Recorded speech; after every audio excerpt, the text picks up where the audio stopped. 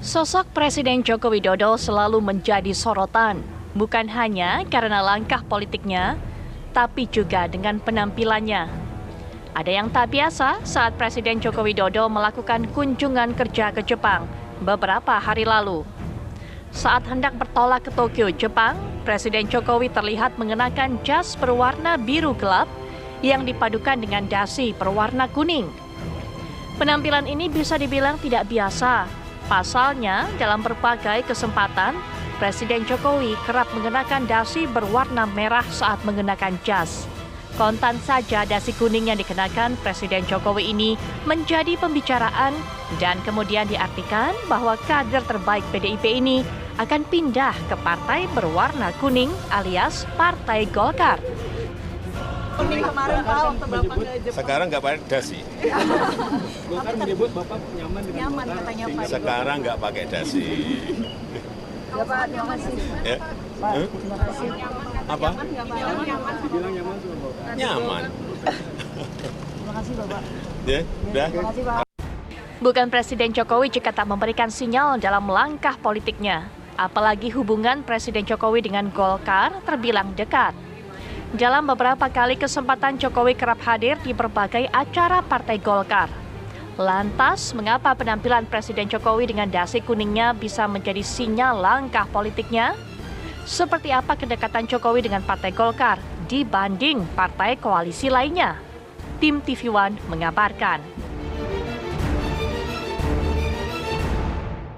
Ketika tampil dengan gaya yang berbeda mengenakan dasi kuning, ada rekan media yang bertanya, apa Pak maksud dari dasi kuning tersebut? Pak Jokowi kemudian hanya menjawab dengan masa nggak tahu. Nah, Pak Jokowi memang yang kita tahu ini sering kemudian mengenakan atau juga menunjukkan simbol-simbol. Termasuk kali ini, apakah kemudian dasi kuning ini merupakan simbol yang berupaya ia tunjukkan bahwa Golkar merupakan partainya nanti yang akan tempat atau menjadi tempat selanjutnya ia berlabuh. Kita sama-sama menerka dan juga memperdalam mengenai hal ini. Sudah hadir di samping saya pengamat politik Mas Khairul Umam akan memberikan pandangannya juga. Assalamualaikum warahmatullahi wabarakatuh. Waalaikumsalam. Selamat Malam, Mbak Putri. Mas Umam, baik. Dan juga akan bersuara mewakili Partai Golkar dan juga PDI Perjuangan. Sudah hadir secara daring. Yang pertama adalah Bang Ahmad Doli Kurnia dari Golkar. Assalamualaikum warahmatullahi wabarakatuh. Selamat malam Bang Doli.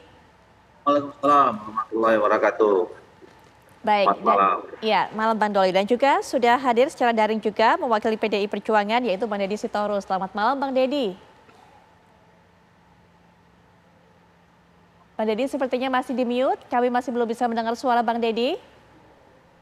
Ya, selamat malam. Sorry, Oke. saya baru sampai di kantor nih turun ya. Baik, maaf mengganggu aktivitasnya. Selamat malam, jelas? Ya, tapi terima kasih, jelas suaranya. Terima kasih sudah meluangkan waktu untuk kami, Bang Deddy. Kita ke Bang Doli terlebih dahulu, Bang Doli. Sebenarnya sedekat apa Pak Jokowi ini dengan Partai Golkar? Kalau sebelumnya kan terus terang saja yang santer terdengar isunya adalah Mas Gibran akan masuk Golkar, begitu kan? Akan maju mendampingi Pak Prabowo, ini melalui partainya Partai Golkar. Tapi ternyata kalau sekarang yang kita lihat, Pak Jokowinya lah yang ternyata kasih hin-hin begitu, kasih sinyal-sinyal pakai dasi kuning. Apakah memang ini sinyal akan berlabuh ke Golkar, Bang Doli? Ya tentu yang paling tahu makna tentang cara berpakaian, ya memakai dasi itu Pak Jokowi sendiri, ya.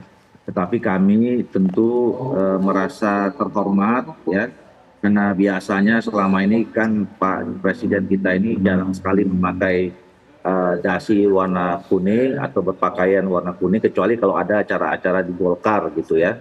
Dan apalagi ini kan sekarang sedang momentum ada pemilu, ya, di mana semua orang tahu bahwa dalam kontestasi pemilu ini, ya satu-satunya partai yang berwarna kuning itu cuma Partai Golkar. Nah, jadi kami merasa mendapatkan apresiasi, penghormatan dari Pak Presiden, walaupun itu juga sebetulnya kan bisa ditafsirkan apa saja gitu ya. Nah, soal kedekatan, ya saya kira memang Golkar selama ini bersama dengan Pak Jokowi hubungannya sangat dekat, ya, baik secara formil sebagai pembina partai politik, ya kepala negara, kepala pemerintahan, pembina partai politik, tentu semuanya partai merasa dibimbing, dibina selama ini oleh Pak Jokowi. Apalagi kami kan juga tergabung di dalam koalisi pemerintahannya Pak Jokowi Maruf Amin, ya. Dan selama ini kami mendukung penuh kebijakan yang diambil oleh Pak Presiden kita. Golkar selalu di depan untuk melaksanakan visi dan program, apalagi ketua umum kami kan adalah Menko Perekonomian yang memang dalam waktu terakhir-terakhir ini situasi ekonomi kan menuntut adanya kebijakan-kebijakan ekonomi yang tepat untuk mengatasi krisis. Kemarin juga kita baru keluar dari COVID. Ya alhamdulillah Indonesia menjadi negara yang dinilai cukup berhasil keluar dari krisis dengan COVID dan mengatasi krisis itu tentu berkat visi tangan dingin dan kemudian kepemimpinan Pak Jokowi yang kita dukung penuh dan pelaksananya salah satunya adalah Menko Perekonomian yang adalah Ketua Umum Partai Golkar. Baik, Bang Deddy, bagaimana PDIP memaknai hal ini? Karena kalau namanya Pak Jokowi yang mengenakan, ini artinya lebih dari hanya sekedar berganti warna dasi. Ada mungkin simbol-simbol yang tersirat yang bisa kita maknai dari hal itu, Bang Deddy? Ya, saya lucu juga ya kalau perdebatan atau pembicaraan di publik kita, terutama hal politik terhadap presiden, jadi didegradasi jadi urusan dasi yang dia pakai. Mungkin besok jadi urusan sepatu, urusan celana. Kalau soal dasi saya lihat nih di Google, Pak Jokowi sering berganti-ganti warna-warna dasi. Warna abu-abu iya, warna ungu iya, warna merah iya, warna kuning juga ada. Jadi semua ada sih. Ada warna coklat, ya seperti di gambar ini misalnya kan. Tapi memang yang paling Saya kira dominan kalau biasanya mau merah, ditanya, Bang. Loh, Yang paling sering digunakan merah. biasanya merah, tapi kan semua warna ada. Masa kita mau bahas presiden tiba-tiba ganti dasi? Kalau presiden ganti partai baru kita diskusi gitu loh. Ini kok kualitas kita jadi menurun gitu loh. Ini jangan-jangan Ya. sinyal, Bang. Kalau Karena soal biasanya dia warna dasinya, ini saya tunjukin nih.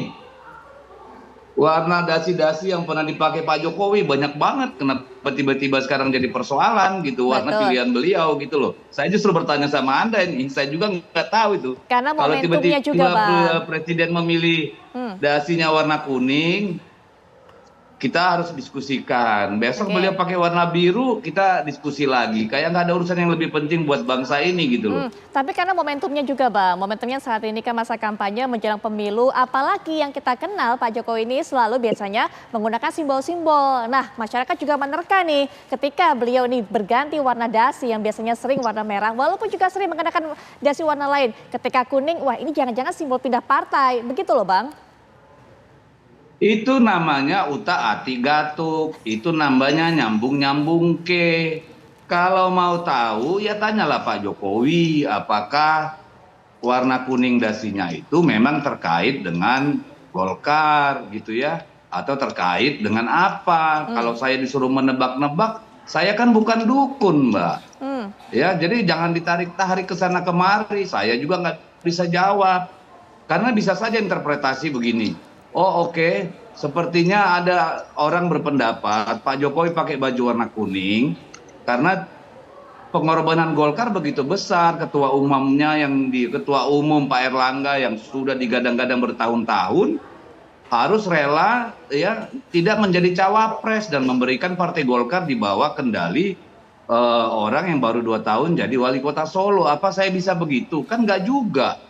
Jadi yang bisa jawab itu ya Pak Jokowi gitu loh. Saya nggak mau berandai-andai atau otak-atik gatuk lah.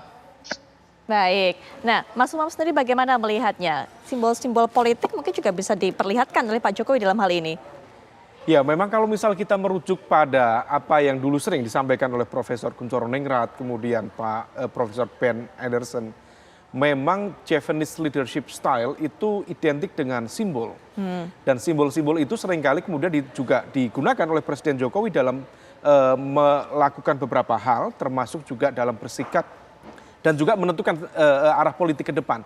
Nah, kemarin terkait dengan konteks dasi, ini semacam politik fashion ya. Memang yang dikenakan itu menjadi agak anti mainstream karena memang sebelumnya hampir jarang beliau mengenakan dasi kuning, meskipun sebenarnya komposisi warna yang beliau gunakan waktu itu juga merepresentasikan hampir semua warna mainstream dari kekuatan politik partai parlemen yang ada di Koalisi Indonesia Maju. Yang kuning jelas Golkar, tidak ada yang lain.